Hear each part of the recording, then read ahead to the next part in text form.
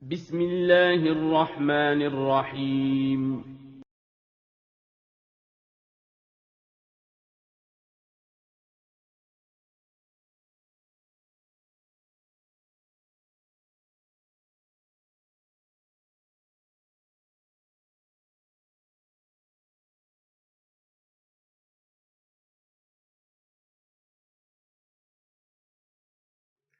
Bismillahirrahmanirrahim. Assalamualaikum warahmatullahi wabarakatuh. Hai adik-adik, bertemu lagi dengan Ustadz di Fajar Akidah. Masya Allah. Gimana adik-adik kabarnya semua? Alhamdulillah sehat semua ya. Ustadz harap adik-adik di rumah sehat walafiat. Dan semoga Allah Subhanahu wa Ta'ala selalu menjaga kita dan memberikan kita kesehatan. Masya Allah. Nah, untuk adik-adik, sebelum kita masuk ke pelajaran, seperti biasa, alangkah indahnya, alangkah bagusnya kalau kita membaca doa terlebih dahulu ya. Nah, untuk adik, silakan kita membaca doa bersama-sama. Untuk adik di rumah, silakan mengikuti Ustaz ya. Doa dimulai. Allahumma inni as'aluka ilman nafi'an wa rizqan tayyiban wa amalan mutaqabbalan. Masya Allah. Nah, mari kita masuki pelajaran kita. Mari kita masuki pelajaran kita pada hari ini, yaitu bab kedua, yaitu yang dengan hal-hal yang menafikan keimanan terhadap rububiyah Allah Azza wa Jalla. Nah, sebelumnya kita merujuk sedikit di pelajaran kita yang lalu ya adik-adik ya. Di pelajaran yang lalu kita belajar yaitu nama-nama dan sifat-sifat Allah Subhanahu wa Ta'ala. Di minggu lalu kita belajar dengan sifat Allah yang dengan Al-Quwah dan Al-Izzah. Al-Quwah yang artinya kekuatan dan Al-Izzah yang artinya kemuliaan. Allah Subhanahu wa Ta'ala memiliki kekuatan terhadap apa yang ia kerjakan. Allah mampu mengerjakan, Allah mampu mengatur segala apa yang ada di dunia ini, maupun yang ada di bumi, maupun ada yang di langit. Allah Subhanahu wa Ta'ala memiliki kekuatan untuk mengatur segalanya. Dan Allah Subhanahu wa Ta'ala memiliki sifat Al-Izzah yang arti kemuliaan. Nah, yang berarti Allah Subhanahu wa Ta'ala yaitu maha mulia di atas segala sesuatu. Apabila kita melihat sesuatu kemuliaan, nah, seperti mungkin kita melihat orang yang berjabatan, orang yang memiliki kedudukan, nah, mereka adalah orang-orang yang mulia. Akan tetapi di atas mereka masih ada, yaitu Allah Subhanahu wa Ta'ala yang memiliki kemuliaan di atas segala sesuatu.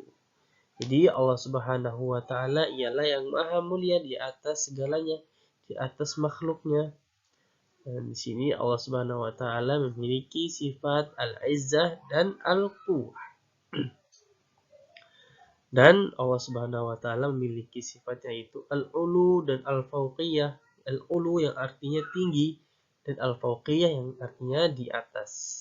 Al-Ulu yaitu yang tinggi. Allah Subhanahu wa Ta'ala maha tinggi di atas segalanya. Allah yang paling tinggi terhadap makhluk-makhluknya. Allah Subhanahu wa Ta'ala yaitu Al-Fawqiyah yang di atas. Nah, di dua sifat ini termasuk yaitu dengan sifat Zatiyah yang artinya adalah Allah maha tinggi di atas seluruh makhluknya. Masya Allah. Nah, sekarang kita mempelajari, untuk minggu ini kita mempelajari yaitu hal-hal yang menafikan keimanan terhadap rububiyah Allah Azza wa Jalla. Nah, seperti biasa, sebelum kita mempelajari pelajaran, ada yang disebut dengan kompetensi dasar. Apa saja? Yaitu yang pertama, menunjukkan contoh perbuatan yang dapat menyedarkan keimanan terhadap rububiyah Allah Azza wa Jalla. Jadi, nanti kita akan mempelajari apa saja perbuatan, apa saja yang dapat meniadakan keimanan terhadap rububiyah Allah. Nah, rububiyah Allah, iman kepada rububiyah yaitu mana Allah Subhanahu wa Ta'ala ialah yang menciptakan segalanya. Allah menciptakan apa yang ada di bumi dan apa saja yang ada di langit. Kita harus mengimaninya. Nah, ini disebut dengan iman kepada rububiyah Allah Azza wa Jalla. Dan kompetisi dasar yang kedua yaitu melaksanakan adab terhadap angin. Jadi kita menjelaskan apa saja perbuatan yang dapat meniadakan keimanan terhadap rububiyah Allah dan adab-adab terhadap angin. Nah, anak-anak, adik-adik, semoga Allah Subhanahu wa taala merahmati kita semua ya. Tuh adik-adik, pernahkah adik-adik merasakan angin? Pernahkah adik-adik merasakan hembusan angin? Nah, pasti adik-adik semua pernah merasakannya ya. Bagaimana sejuknya angin, bagaimana kita merasakan angin yang sepoi-sepoi, yang membuat kita tenang, nyaman. Nah, ini termasuk angin yang baik, maksudnya angin yang membuat kita enak. Nah, sedangkan di samping situ, pernahkah adik-adik juga melihat ada angin yang termasuk bencana seperti angin topan, angin puting beliung, nah dan sebagainya. Yang dimana angin tersebut merusak seperti angin topan merusak rumah dan membuat sesuatu keadaan yang buruk. Nah, di sini kita lihat angin bermacam-macam. Ada angin yang membuat kita nyaman dan ada juga angin yang membuat kita tidak nyaman, membuat kita resah. Nah, dan di sini Allah Subhanahu wa taala menciptakan angin bermacam-macam. Dan apakah kita boleh mencaci maki angin yang mana angin tersebut membuat kita resah? Nah, di sini kita tidak boleh sama sekali mencaci maki, menghina ciptaan Allah yaitu angin. Kenapa? Karena angin sebenarnya adalah pembawa gembira bagi kita. Karena di dalam Al-Qur'an karena angin dapat juga membawa awan, di mana awan itu akan menurunkan hujan. Di dalam firman Allah Subhanahu wa taala di surah Al-A'raf ayat 57 yang berbunyi A'udzu billahi minasy syaithanir rajim. وهو الذي يرسل الرياح بشرا بين يدي رحمته حتى إذا أقلت سحابا ثقالا سقناه لبلد ميت فأنزلنا به الماء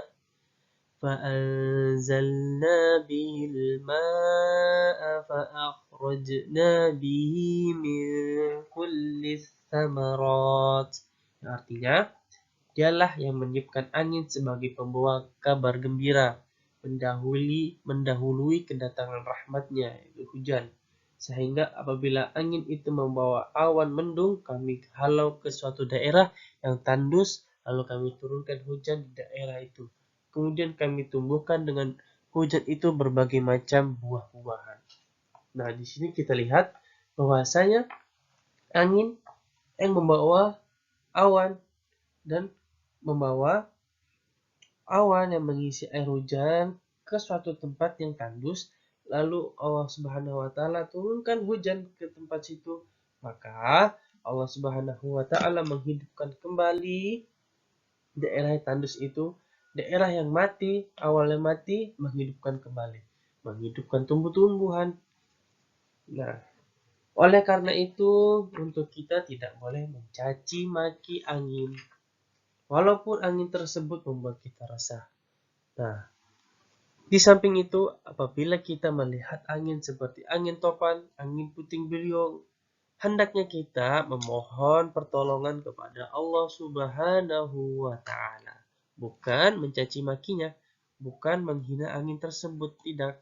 Itu adalah perbuatan yang buruk. Karena itu, mencaci angin termasuk perbuatan yang tidak dibenarkan oleh Allah Subhanahu wa taala. Hal ini dilarang di dalam agama Islam, di dalam agama kita. Nah, kita lanjutkan pelajaran kita, yaitu adab-adab terhadap angin.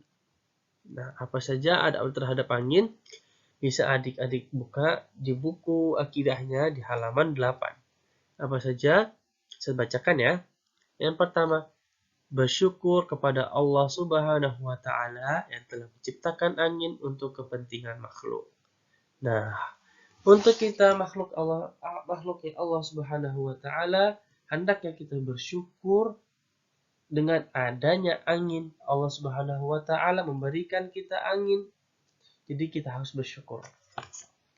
Dan yang kedua, menanam pepohonan di sekitar rumah agar rumah menjadi sejuk, segar, nyaman jika rumah itu tertiup angin. Dan yang ketiga, ada memanfaatkan angin untuk kepentingan hidup.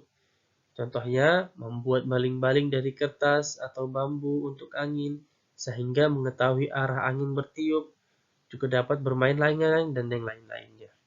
Dan yang keempat, orang dewasa juga dapat memanfaatkan angin untuk berbagai keperluan, seperti berlayar dengan perahu layar, terbang dengan pesawat, menerbangkan balon raksasa, menggerakkan kincir angin, menggerakkan turbin untuk tenaga listrik, dan yang lain-lainnya. Dan yang kelima, tidak mencaci angin karena angin adalah nikmat dari Allah Subhanahu wa taala. Siapa saja yang mencaci angin berarti tidak bersyukur kepada Allah Subhanahu wa taala. Dan yang keenam, jika datang angin besar yang dapat membahayakan manusia dan makhluknya, maka berusahalah menyelamatkan diri, memohon keselamatan dan ampunan kepada Allah Azza wa Jalla, serta melakukan muhasabah, yaitu perhitungan atas kesalahan yang kita perbuat. Jadi, adab-adab yang harus kita perbuat yaitu kita bersyukur kepada Allah Subhanahu wa taala yang memberikan kita nikmat, yaitu nikmat diberikan kita angin. Dan ketika kita melihat sebuah angin yang meresahkan kita, nah untuk kita adab kita yaitu tidak mencaci makinya, akan tetapi berdoa, memohon kepada Allah Subhanahu wa taala untuk dilindungi dari angin yang membuat kita resah. Mungkin angin yang kencang dapat merobohkan rumah atau dapat menerbangkan atap-atap rumah. Walaupun angin tersebut membuat kita resah, ingat jangan mencaci makinya. Karena apabila kita mencaci maki angin, maka kita termasuk orang-orang yang tidak bersyukur. Nah, dan salah satu adab ketika ada angin yang kencang yaitu membaca doa. Apa doa tersebut? Nah, di sini ada doa ketika datang angin kencang. Yaitu Allahumma inni as'aluka khairaha wa a'udzubika min syarriha. Artinya, ya Allah, sungguh aku mohon kepadamu kebaikan angin ini, serta aku berlindung kepadamu dari keburukannya. Nah, kita lihat di sini. Dari salah satu adab kita, ketika ada angin yang kencang, maka kita berdoa. Di dalam doa tersebut yang artinya memohon kepadamu kebaikan angin ini.